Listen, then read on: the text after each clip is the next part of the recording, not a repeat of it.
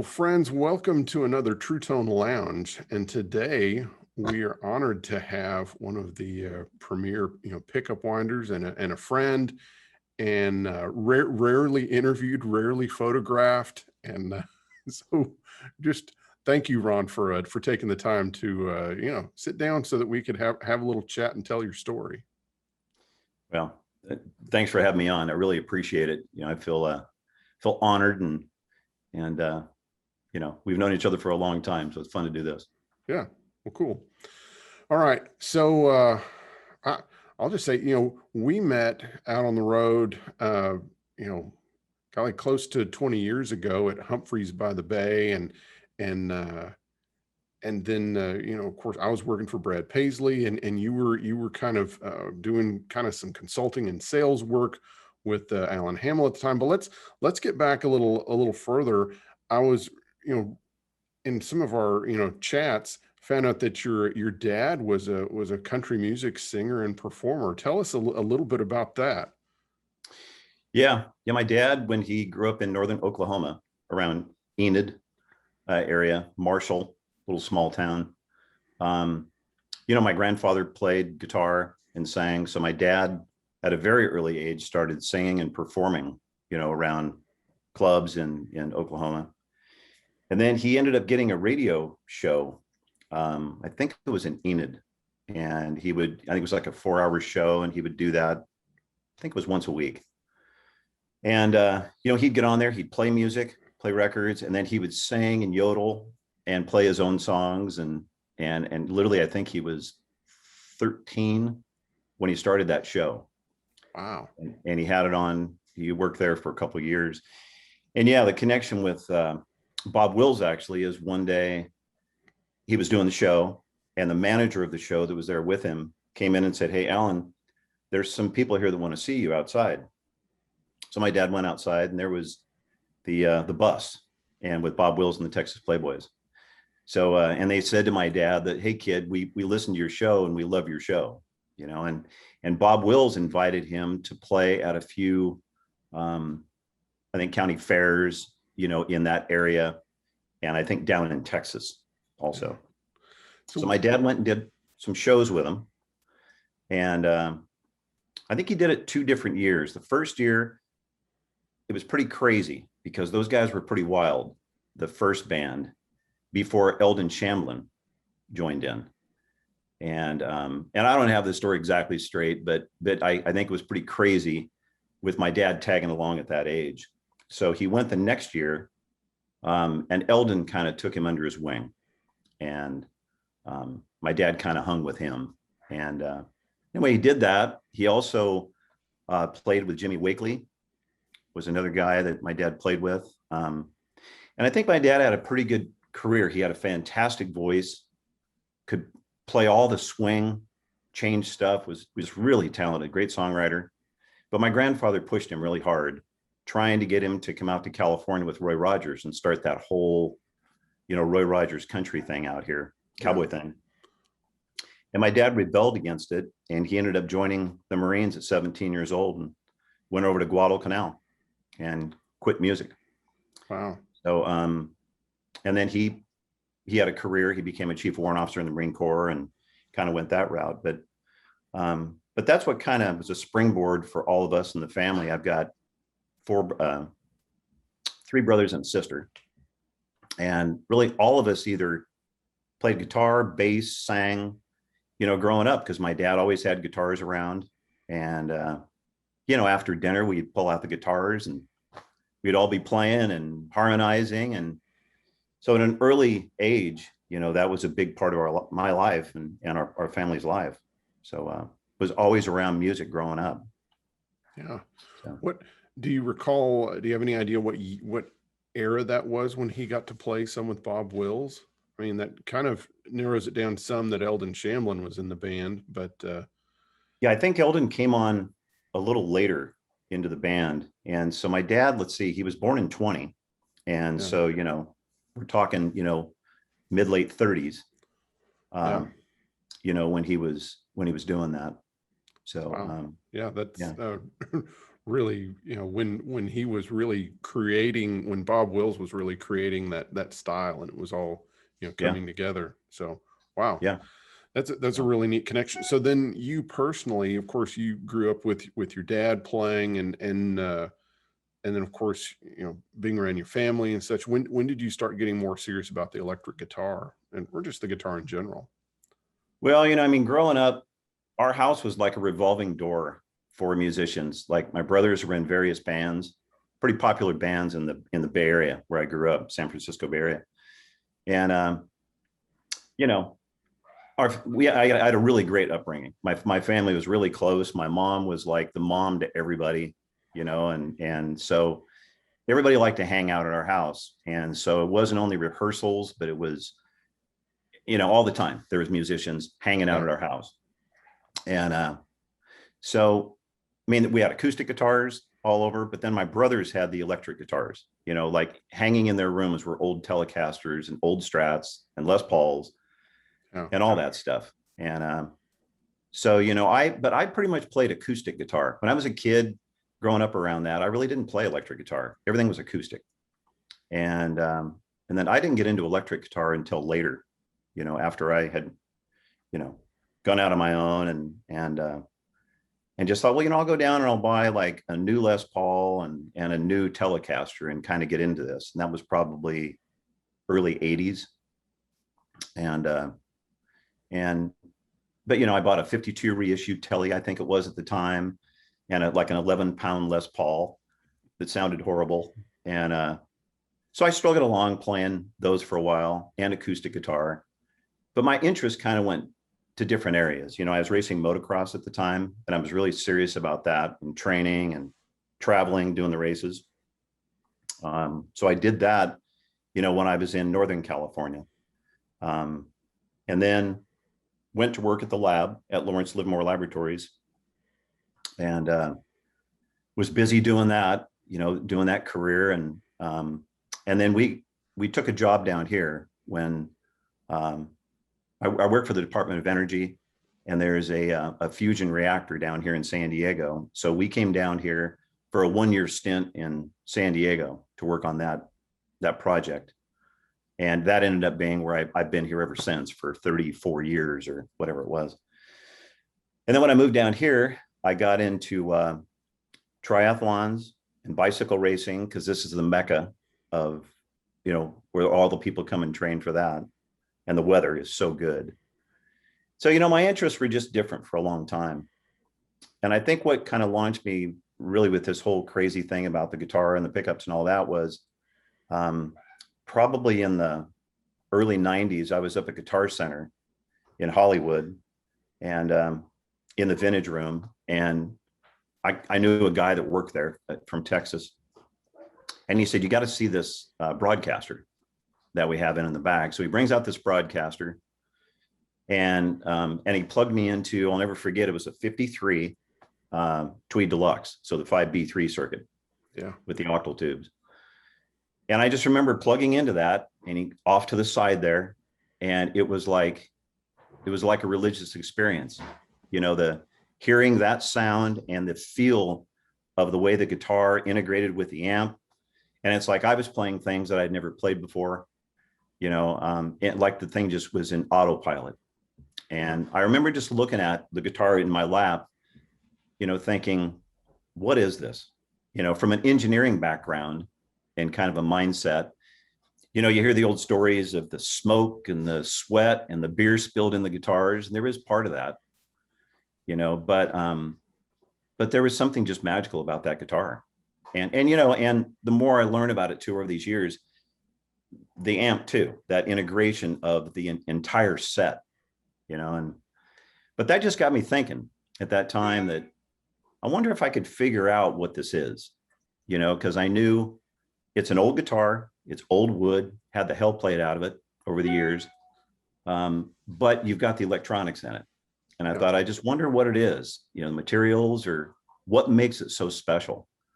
And, I went around there and played other old Tellies that were good, but they weren't like that.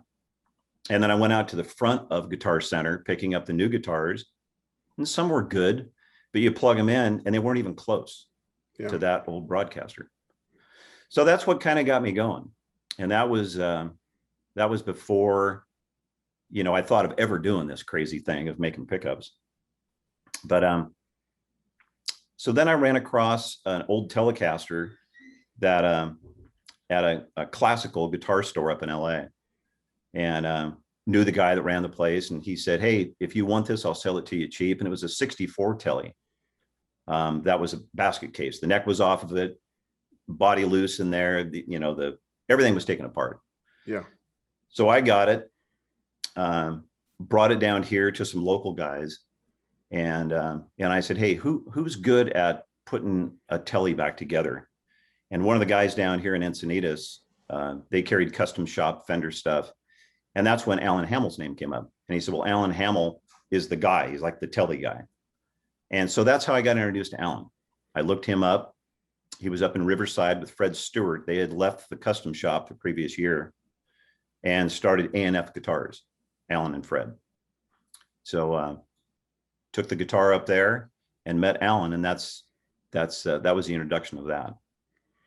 So how did it get into, so of course, when I met you, you were to a degree, you were promoting Alan's pickup. So how did it progress from you getting him to work on a guitar to kind of working with him? Well, so I took the Tele to Alan and I said, hey, can you put this back together? So he did a great job, refretted it, you know, kind of tweaked it back together.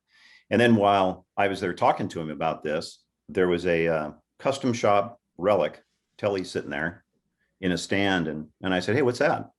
He said, well, check it out. So I plugged into an old Vibroverb that they had in the shop, which isn't a bad amp, you know? No, not at all. And kind of the same thing. When I started playing, it's like, holy crap, you know, this is a new guitar now, but now we've got that sound. You know, what is that? And so I asked Alan about it. I said, did you put old pickups in this guitar? He goes, well, kind of. He said, they're my take on old pickups. And that was the Blackguard pickups that he and Fred were making together. And they had just started doing that and just started selling the pickups. So I said, well, look, you know, and we put actually the stock pickups in my 64 Tele, and they were horrible. The bridge pickup was like rip your head off bright. And the neck pickup was like throwing a moving blanket over the guitar. So, which can be typical in a lot of old guitars. They don't always sound great, like everybody thinks. Yep. You know, and so we tried those out. And then I said, Alan, let's put a set of yours in there. You know, so we stuck some Blackguard pickups in it, and the guitar just sounded like $1 million, you know? So, you know, and then I went back up there a few times and I took another guitar up there, and then Alan and I were talking one day, and he said, would you be interested in, he said, you know, you're good with people, you know what's out there. At the time I was all over the Telecaster discussion page. Yeah. The first one. And so he said, you know, you've got connections and all that, it seems. He said, you seem good at this. Would you be interested in selling our pickups? And he said, why don't we do like 10 at a time? So I would buy 10 sets from him and Fred, and then I would sell them. And then about that time is when Alan and Fred went different ways. And so then I stayed with Alan and worked with him on basically retailing pickups. And you know, went well for a while, and then Alan just got really behind and couldn't really produce the pickups to fulfill the orders. So we got really backed up, and, you know, a lot of upset people, you know, and it just became a real hassle trying to juggle, you know, fending off everybody that we had taken their money through PayPal. And then, you know, I couldn't go up there. I wasn't whining. I didn't know how to do it at the time. And I could only pressure Alan so much. So I did that for, I think, 1.5 years with Alan. And then finally I had to kind of go my own direction. And so I tried to fulfill all the orders we could at the time. And then to fulfill a lot of the orders that were outstanding there, I kind of ran out of choices, and I started making pickups. Now, Alan had never shown me how to wind a pickup. He wouldn't do that. And, but I was buying all the parts. I knew where all the parts were from. And then he and I, over that year and a half, we worked on prototype pickups. I'd come up with an idea and Alan would jump on it and we'd make that pickup. And which we tried all kinds of different stuff, crazy stuff, like loading. One idea was to take like a Telecaster bridge pickup and put Alnico 5s under the strings, and then in between the Alnico 5s, Alnico 3s, and see what that sounded like. Yeah. And some of them sounded okay, and some of them sounded pretty disastrous, But we were both really on to trying stuff, because that's what I do in my day job. I design and build diagnostics, and I've always been the type guy, if you hand me a transistor radio, I'm going to tear it apart and try to figure out what makes it make the sound, So Alan and I worked together really well. But the problem was getting out the pickups. Yeah. It just, it just didn't work. So I started doing it, and then I thought, here's all the pieces. I have the pieces to the pie here. I'm going to make the pie. So I just started winding, and I started trying all different parameters, figuring out winding patterns, tensions, and all that. And it took a while, but then I started fulfilling a lot of those orders that weren't filled. Yeah. Where the money had already been taken and you didn't have it.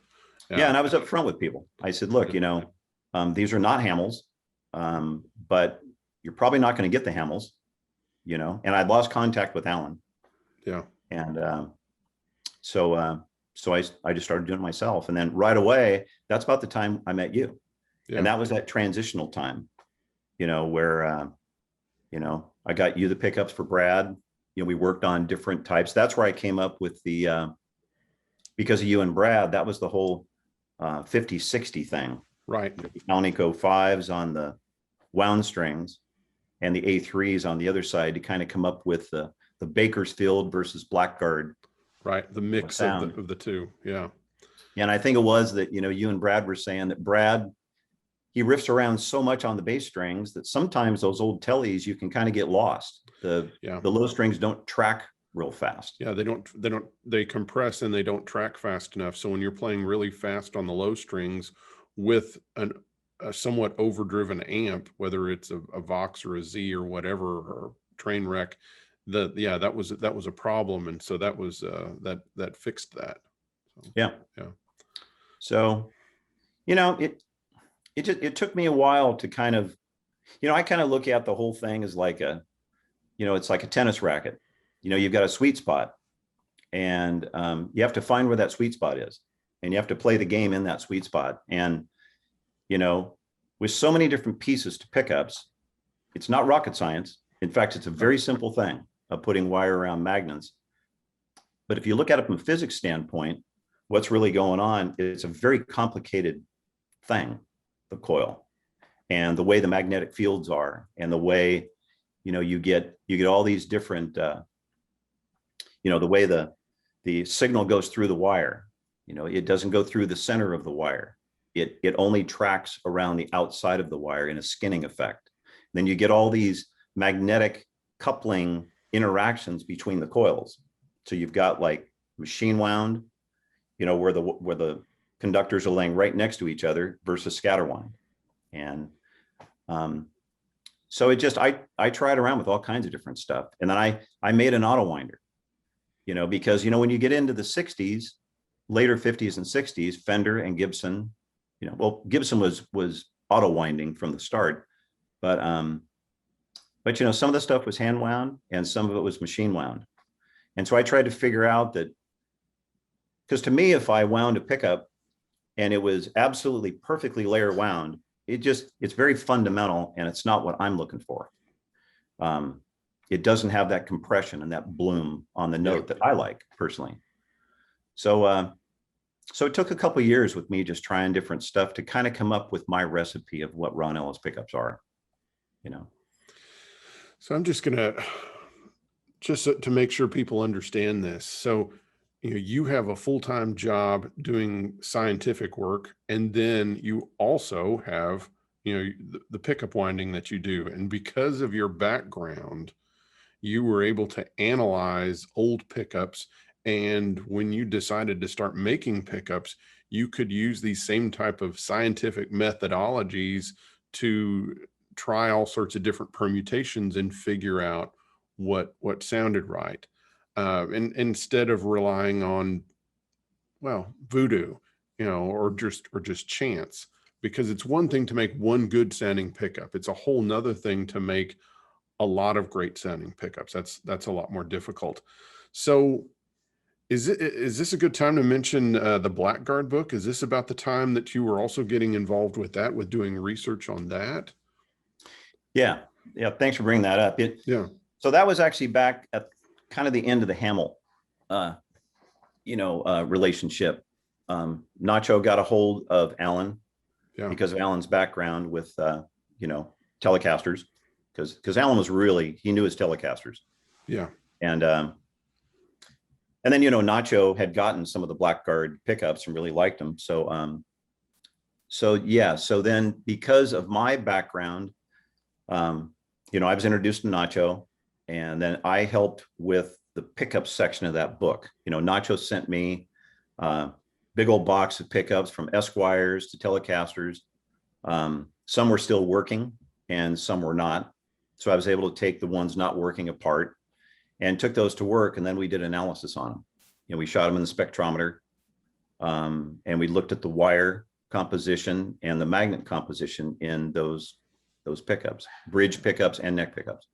Wow, that's invaluable information to be able to take those examples and how many people have access to a bunch of working and non-working pickups where you can examine the magnets and the way they were wound and the type of wire and everything. Wow. Yeah. Well, the thing is there's different ways you can do analysis on the materials. I mean, you can buy off eBay, a spectrometer for a couple $1,000s. It's a really low resolution spectrometer. And you can get a rough idea of what the materials are. When you look at, say, like an Alnico 3 magnet. When you get into the real high-end analysis, like the machine that I was able to use is a multi-million-dollar machine facility. And when you do the analysis on those materials, you have to know how to prepare those materials, because if you just take a magnet and you take sandpaper or put it on a grinder or a file or whatever, and you look at that where you took off the oxides that are on there, now you're looking at what you used to clean that off. Because you're looking down the molecular level, and so you have to know how to prepare that to get it ready to do the analysis on it. And depending on the machine you use, there's different resolution levels. And the real high resolution machines that you use goes into cracking patterns and all these crazy things that really break down exactly what it is. And so I think I had an advantage with that, because the spectroscopist that ran that, works for the CIA, the FBI. Most of the time I'd go up there to use the machine, there'd be tape around there where you couldn't enter, because the CIA, he was doing work for high-end stuff, so brilliant guy. So he helped a lot with breaking down all the different materials. So I took magnets, wire, base plates, saddles, strings, old strings, and just did analysis on all that stuff. So at least I had a good idea of what the materials started out with, Right. Because there's a lot of great information on the internet, but there's a lot of great wrong information on the internet that gets thrown around. And, it's like, we could go into so many areas about this, but like, you take Alnico 5 magnets, you'll get a lot of people that will say, well, I really like Alnico 5 magnets. Well, what manufacturer are you talking about? Where do you get them from? Because I have Alnico 5 magnets from 5 different suppliers in the shop there. They all sound different, because if you do analysis on them, the ratios are all over the place. Right. Especially if you're getting magnets out of country, which is where 99% of the magnets come from anymore. So even though they say it's an Alnico 3, 2, 3, 4, 5, whatever, even in the same batch or from batch to batch from the same company, those ratios change. So that's what I've always done is when I get new batches of magnets, we test them. Yeah. And I see over and over where I've also boxed up magnets and I've sent them back because they're not even close to being an Alnico 3 or 2 or 5 or whatever I'm looking for. So it sounds, just to kind of drill this down a little bit, it to me, it sounds like you've got the recipe, which says, so many cups of flour and sugar and all these other things. And then you have, okay, what kind of flour was it? What was the composition of the flour? What was the composition of, of the cocoa, and, what kind of eggs were they? And you drill down to a whole nother level of being able to replicate something when you're able to look at, this is the recipe, and then this is what kind of flour or whatever else that was used actually in it, if you really are wanting to replicate this this cake or old pickup. So yeah. yeah. Yeah, it's kind of like what you're talking about is like, I think we've talked about this, grandma's cornbread. Yes. It's like, Yeah. we all know what's in cornbread, Yeah. the recipe for it, but man, my grandmother made the best damn cornbread in the world. Yeah. And it's the way it's all put together. It's the ingredients. It's how fresh the ingredients are. But yeah, that's it. Yeah. I mean, it's really all over the map, and it's taking the materials and it's putting it together in a recipe. But the biggest thing is, okay, so you may have what you have on hand. And if you really don't know what those materials are, you can put it together and you can make a great pickup. But if you don't know what's in there, that doesn't mean that you can repeat that. Right. And that's the biggest thing that I've found, like from Fender, current Fender or whatever. It's not to say that you can't get a American standard guitar off the shelf that sometimes sounds surprisingly great. But then you pick up the next one and it doesn't. And there's a huge inconsistency I see in the larger manufacturers, where they're just grabbing, the shipment comes in, they put it in that box, they grab it and they build it into that and it goes out the door. Right. They're not breaking down and holding a consistency from batch to batch. And that's the hardest thing to do, is to try to do that, to reproduce where somebody has a set of my 52 Blackguard pickups. And they say, hey, I'm having another guitar built or whatever. I want that same exact pickup. Well, of course, that next set's going to sound different in that other guitar. Absolutely.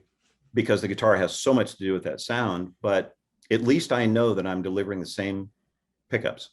Yeah. And I've learned how to make them consistent, because you got the magnets and then you've got the wire, that if I buy 42 gauge wire and nominally it's, 0.0027 in size, that'll range all over the place. It'll go as thin as 43 gauge wire, and it'll go thicker towards 41 gauge wire and off the same spool. Right. So you have to know what to do. So I check the coils as I'm making pickups in batches. About every third pickup, I'll get out the calipers and I'll check and see what the diameter of the wire is. And then before I break the wire off and I call it the final wind, I test it with a meter and I make sure that it's within those, that range I'm looking for. And also the inductance plays a big role. So I pretty much know when the diameter of the wire changes, what to look for and where that sweet spot is for the inductance, which plays a big role. Really the output of the pickup is kind of the less of the important part. Everybody references to that. Is it a hot pickup?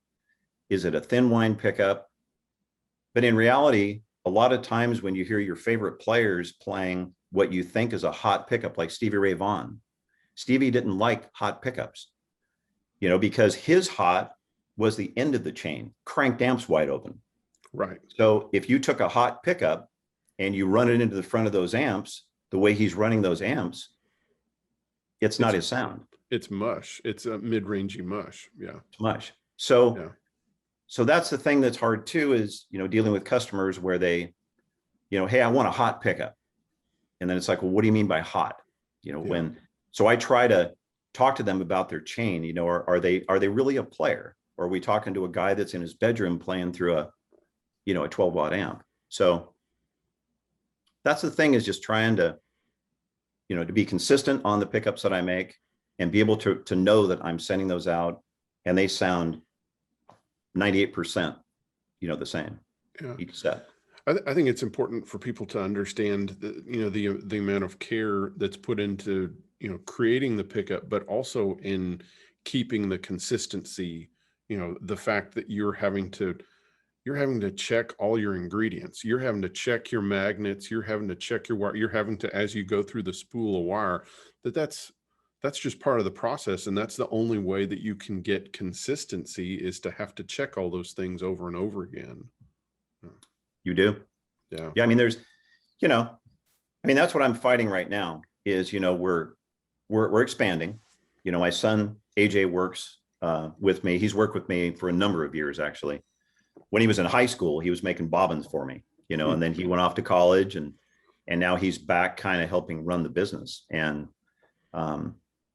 we're trying to expand, but I'm a stickler and I'm really hard to work with. And it's hard for me because I'm not a businessman. So like AJ he took business school. He's a finance major. And so he is looking at it from, Dad, we have to grow this company. If we're going to take orders, we have to deliver the orders on a given amount of time. But on my part, I'm trying to keep the consistency and the QC, and we go at it because it's, I understand, we have to grow, but we have to do it in a way that we crawl before we walk and walk before we run doing this thing. And, we've made mistakes recently. We've sent out wrong pickups to people, because there's AJ, there's Grant, is also working with me. It's my daughter's boyfriend. So that's convenient. And Hunter, who is a college friend of theirs. And these guys are great. They're very excited about the business. They're hands-on people. They really like working on the pickups. But we all go around and we QC each other. And we make sure that as we expand and as we grow, that every single step we do, is checked. And then when the bobbin comes from the guy that builds the bobbin and he hands it over or puts it in the box to the person that's winding it, then that person that picks it up and winds it has to look at it and QC that again and make sure that that person QC'd it right.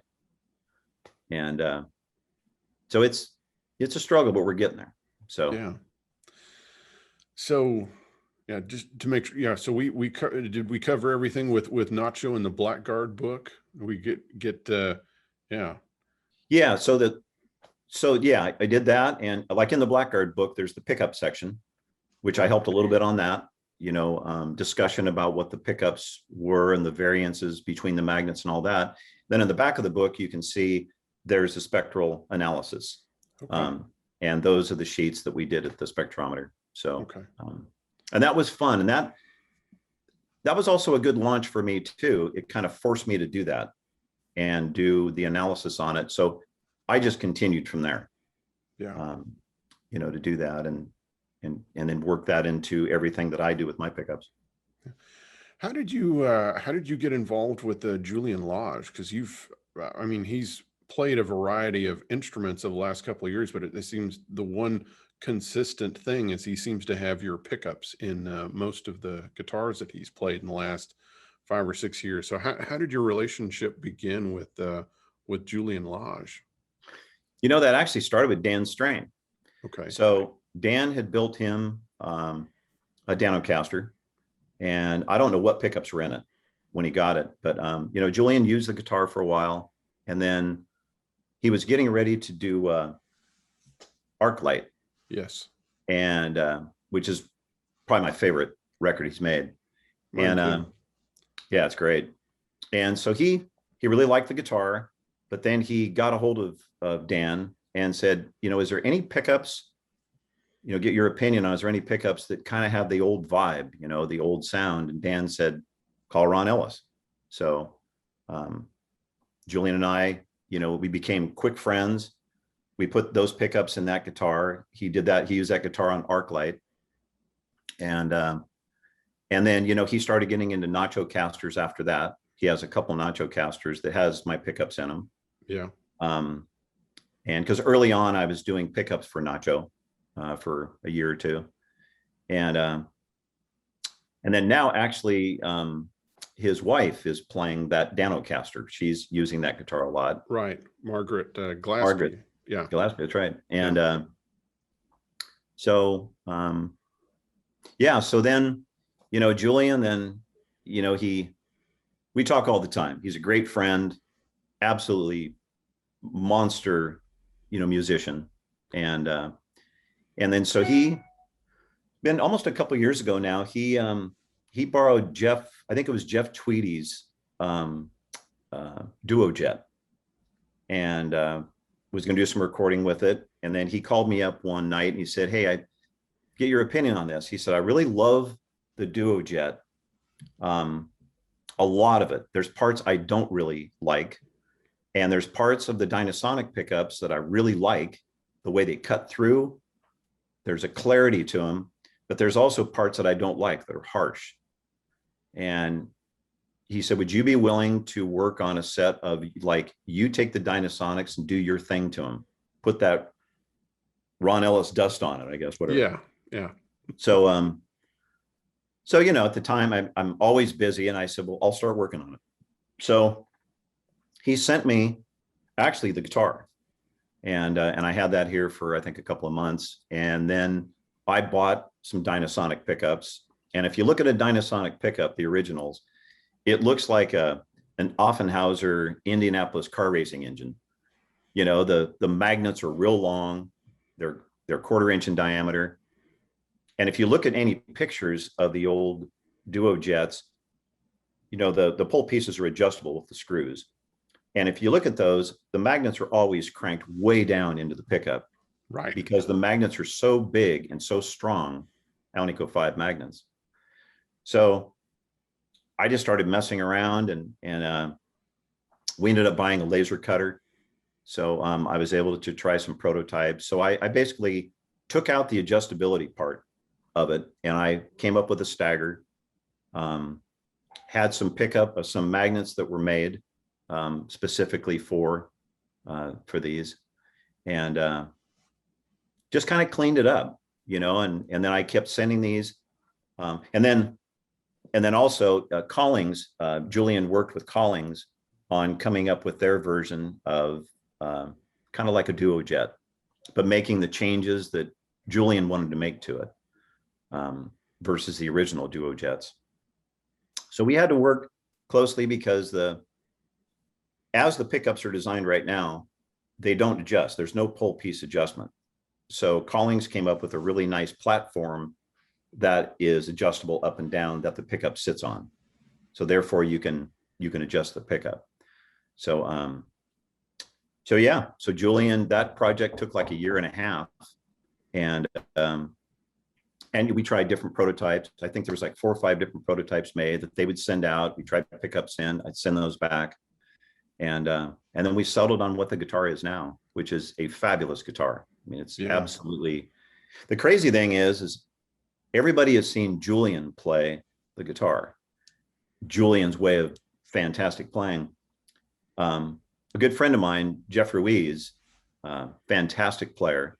I mean, he sounds like Jimmy Page. He sounds like Eddie Van Halen. He can do all of that stuff. And I mean, exactly to the same touch of those guys. It's crazy. And he lights that thing up, and he can sound like Van Halen. We both said when he was doing some Page stuff, that if Jimmy Page ever played this guitar, he'd flip over it, because it does the great traditional sounds, but it's got this harmonic content, because the guitar is semi-hollow and it's very acoustically alive, super balanced. And with the pickups coupling with that, it's just a crazy good guitar. Wow. So that was a fun project with Julian and Collings.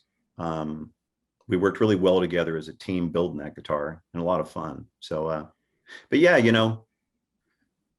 Julian uses my pickups in a number of his guitars, and it's been a great relationship. He's a great guy. Yeah, which models does he use in the teletype instruments? So he's got, I think in the Danocaster, that was a broadcaster that's in the bridge and a standard plus neck.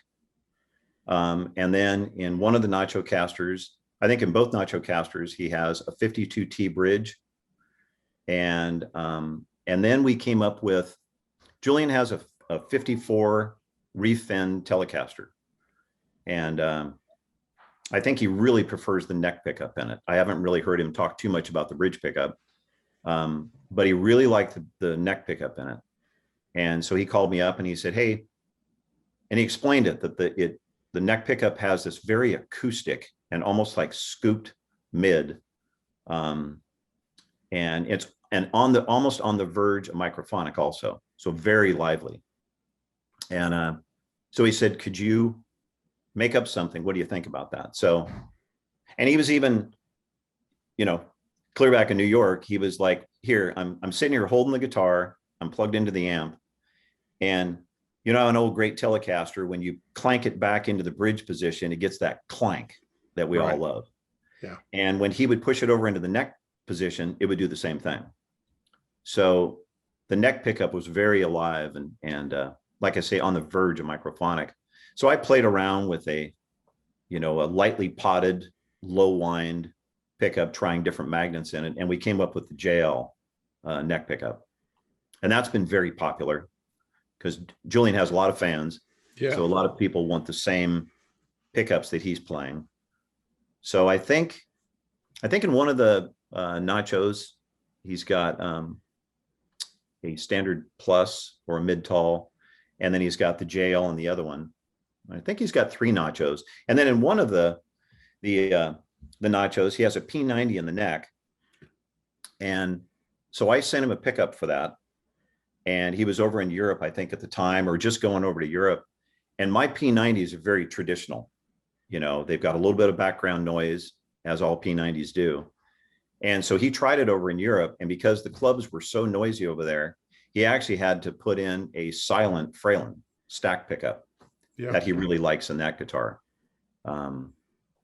So that's kind of the cross section of what Julian has, Yeah.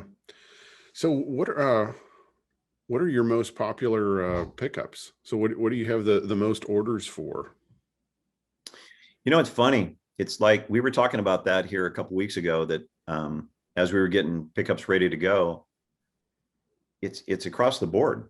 I mean, it used to be that the 50, 60 Strats are really popular because that, if somebody contacts me and says, look, I want a balanced set of pickups and I've got an alder guitar with a maple board or a maple neck, or I've got ash with rosewood or whatever, and they're kind of undecided with what they want, they're kind of leaving it up to me.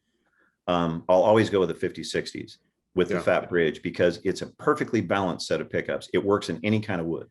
Yeah. And those again are a mix of magnets where they have the fives on the low strings and it has the Alnico 3 on the highs. Yeah, it's a great Strat set. And that came from the fact that you made that 5060T bridge pickup for Brad, and I guess that mix of magnet thing came from that, correct? Yeah, pretty much.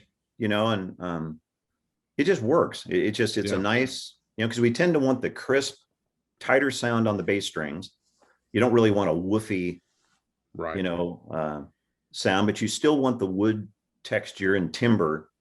And so that really gives you that coming off the wound strings. And then A3s normally they work really well on unwound strings, especially on the E and the B.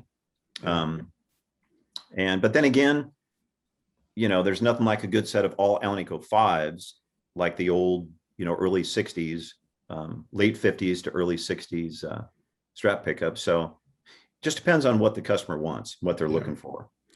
So you've got a variety of Telecaster type pickups. You've got the Strat type pickups. You've got P90s. You make humbuckers. Now you make the Dynasonics. Is that kind of the full line at this point? Yeah, there's some folks in Nashville that I'm working on Firebird pickups for right now, and I won't mention any names, but a pretty big player that's there. We're trying some stuff. He has a custom shop Firebird that he eats the pickups. So I'm working on those. Mini Buckers. I've made mini Buckers for some people. I mean, I can get some of the parts, off the shelf. A lot of the stuff you have to have made. And Yeah. like the Dynasonic pickups, I mean, pretty much everything in those are custom made. And, the covers I'm actually buying. The covers I'm actually getting through the supplier that supplies Lindy Fralin. And so Lindy basically owns the rights to those covers. So I buy those covers from Lindy, actually, thanks to Lindy, to let myself and Collings, use those. So it's always a shuffle trying to figure out where to get, the parts, correct parts. A lot of times you just have to pay the money and get the stuff made. Yeah. But yeah, I mean, I get a lot of questions on the Dynasonics, which I'm calling the Ellisonics. Yeah. And again, those work, like I'm getting a lot of Gretsch guys that are wanting the Ellisonics for their Gretches. And the problem is, not a problem, but right now I'm figuring out the shim sizes. And so what I'm going to do is offer that pickup, same pickup as the JL pickup, but shims, 3 different stacks of shims. So you can, that's the adjustability on them. We'll be introducing those probably in a couple months. Those will be for sale. But yeah, right now it's pretty much Telecasters, Strat, P90s, and humbuckers. So if I had to force you to pick, of the pickups that you make, which are your favorites? I mean, I'm a Telecaster guy. Yeah. All the way. That's kind of how I started this whole crazy thing. And I mean, if I had to sell all my guitars, I've got great guitars all the way across the board. But I mean, I would probably keep, these 2 Tellys behind me, Yeah. But then again, I guess it goes back to also, what's my recipe? I just make what I like. What I've tried to do over the years is, I make, in any of the pickups, I try to make what's historically correct. So like in Strat pickups, I make 54s, 57s, 64s. That's pretty much like the range of, vintage correct pickups. And I make those to sound like particular guitars that I've played from that era. And then I make the 50-60s, which is a hybrid set. And I make the mid-60s, which is like the 64 set, but overwound for the guys that do want more of that bumped mid-range.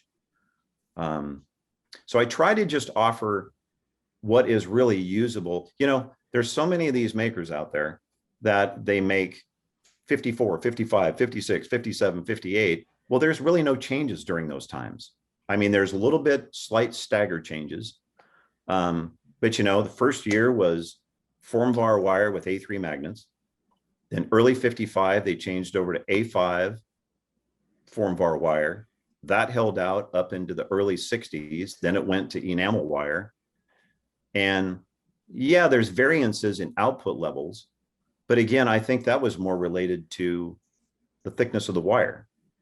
I think there were definitely different amounts of wines that were on those pickups over the years, but mostly it's because of the diameter of the wire that dictates what the final output reads. So I've just tried to stick with a simplicity of a guy can call up and he can say, I've got this Strat and here's what I like. And so I can offer all those ranges of historically what was used in Fender guitars, and then a couple of hybrid sets. But I always go for, again, those guitars that I liked, where it's more, and I've used that analogy, I think, which is a funny one, of like a slow motion of a pebble or rock going into water. Where you see the pebble come down, it pulls the surface tension down, and then the rock goes into the water and it splashes back. And that's that buoyancy and that bounce that I think we hear and feel in old pickups. Yeah. And it's what you want to hear, because it feels like a responsiveness. It feels like it's reacting and it's pushing back some. And that's what you want to hear. You want that note bloom. And and that's what's, sometimes you have pickups that are just way fundamental sounding. They just have, they don't have a lot harmonic. They don't have much compression to them at all. And those, if you're running through a huge amount of effects and and a really loud distorted amp, that might be the best thing for you to do. But if you're not doing that, you want to have that reactivity, and yeah, you want compression, you want you Yeah. yeah, you want things to be smoothed out and react to, because that's what inspired you when you played that broadcaster, because it was like it felt like it was interacting with the amp. Yeah. Exactly. And I look at it's a whole package thing.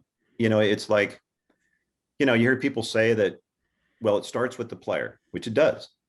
I mean, you take a great player, they can take that fundamental guitar and they can make it more compressy and bouncy and all that because of their hands, because typically the great players that are out there all have super light touches. That's the funny thing, is I've talked to people that knew Stevie real well. And that was the funny thing about Stevie Ray Vaughan, is that he looks like he's just like ripping the guitar apart. He had a super light touch. And even with those big old strings. And so the way that those guys, handle the guitar and touch the guitar is going to be different compared to somebody who, has a medium attack or a hard attack. So I yeah. was, a brief aside on Stevie Ray Vaughan, I was so surprised when I found that he used a Fender medium pick. And that's very telling, because you can't beat the guitar up with a Fender medium. No. I mean, you would destroy the pick in no time, and I mean, it wouldn't work. It would just be flappy sounding.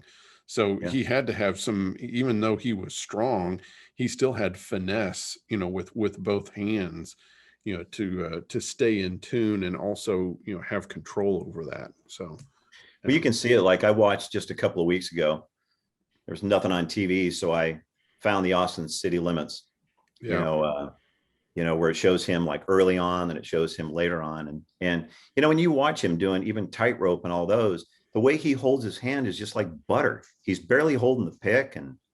yeah, Yeah, and then the other thing too that's different with different players is like Josh Smith. Josh has a lot of my pickups in his guitars. He's a really good friend. And Josh plays tuned all the way up, and he uses 13 through, I think it's 56 strings. So if you take my 52T bridge and you take it out of my guitar with 10s and you put it into his guitar, it sounds totally different. yeah, Because you got those big old strings. So that's another thing with voicing or getting a specific sound, is the player's touch, the size of the strings they use, and all that. But then it's going back to the whole package thing. It's, I don't know, the older I get, the more I learn. It's the whole package. It's the player, but it's like even Bukovac, Tom on his channel here a couple of weeks ago, he was commenting on that somebody said something about it's all in the player's hands. And like he said, yes and no. I mean, it's in the player's hands, but you got to have a good platform to play off of. That's what inspires you to play, is if you have that feel on the guitar and you have that combination with a great player, great touch, a guitar that really responds to their input. But then it's after that, it's what you go through and into the amp and the way the amp receives that signal, and all the way through to the damn speaker. I mean, yeah. and I think there's too many people, or there's a lot of people that put too much on, I got to get that expensive custom shop guitar, with those great pickups, but they don't think about really the rest of their chain and every little detail in getting your sound, because that's the ideal thing, I think, that I try to do with everybody I work with is, okay, maybe you're inspired by Stevie Ray Vaughan or Mark Knopfler or whatever, but how about your sound? Take all that together and let's get you your sound. What do you want to hear? What inspires you to pick up the guitar and play? Yeah. So that's where, then maybe I'll suggest, hey, maybe try the 54 Strat set. From what you're describing to me, that's kind of the 54s, and let's try it. Yeah, there's a whole aspect of I wouldn't call it well, it's almost like being a tone therapist. You kind of have to talk through, Yeah. what someone is going for and what the rest of their chain is, to try to figure out, what would be the right thing for them. Because yeah, sometimes you can just, say, oh, I want to, I need a set of Texas specials because I want to sound like Stevie Ray Vaughan, which again, you kind of alluded to the fact that they were, they were, he was not using these overwound mid-rangey pickups, which Texas specials kind of are. But Right. yeah, just figuring out what they need. Yeah. Well, and it's like I mentioned my buddy, Jeff Ruiz. Like we're working on, he's a big Van Halen, fan and like we all are. And, so this kind of kicked up when Eddie passed away and then Chad Underwood built Jeff a couple of amazing copies of the Van Halen guitars, Frankie. And Yeah. so, you hear about like the old pickups that Eddie messed with all the time. And there's all this speculation about what they were, whether they were 16K overwound pickups or they were the broken pickup or whatever. So we messed around with trying stuff in those guitars and even in, Jeff's Strat, just regular, like vintage style Strat, like we put in one of the broken pickups, which is just one coil, just disconnect the other coil. Now Jeff can take that and he can plug into my deluxe reverb, with a Cot 50 or whatever, and he can sound like Eddie with that because he's got the touch. Right. He has every bit of those nuances that Eddie did with almost every time Eddie touched the strings, he got a harmonic bloom that comes off the string. Well, that's a super light touch, 8 gauge strings, or 9s maybe. But, the thing is though, so we just bust up laughing when we plug in because it sounds spot on like Eddie recording, the songs on the record. But the thing is, I can't sell that pickup because it's like, oh, cool, we made this, but I really can't sell it because 99.9% of the people can't play like that. Right. So it's very specific a lot of times with guys like Eddie and, and these great players. They've worked so much over the years developing their particular sound. Yeah. So going forward, you're, of course, you're working with your son and trying to get kind of, a greater efficiency as it comes to producing pickups and filling orders and such. And also you've got a website you're going to be launching soon.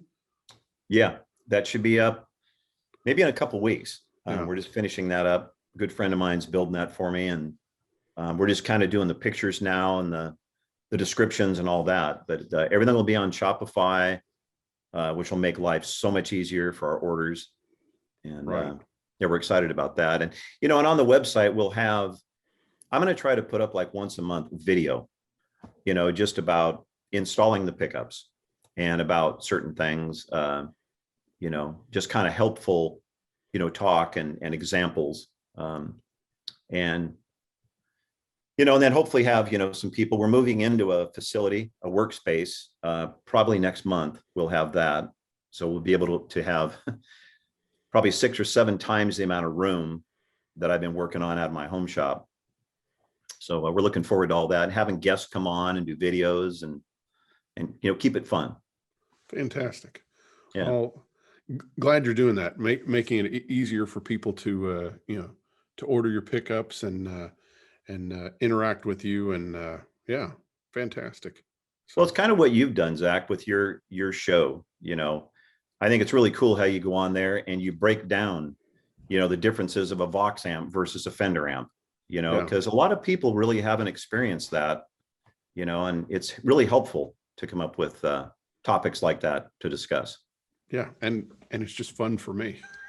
Yeah, exactly. And it's funny, it's like you try to do the stuff that you wish that someone would have explained to you years ago. That's kind of the way I look at it. It's like, yeah, why wouldn't someone have told me this, 20 years ago? So, yeah. Well, I look at it like, again, there's a lot of great information on these forums and there's a lot of misinformation on these forums. And I feel bad for the guys that, you read that stuff and you and I know that it's like, you have to go down that long, bumpy dirt road.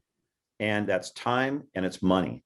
Yes. And aggravation and all that. But so I really try to be honest and open and help guys, and take my experience. And I'm not a touring guitarist and the greatest guitar player, but I've got a lot of experience over the years. And I really try to help people out and save them time and money, Yeah.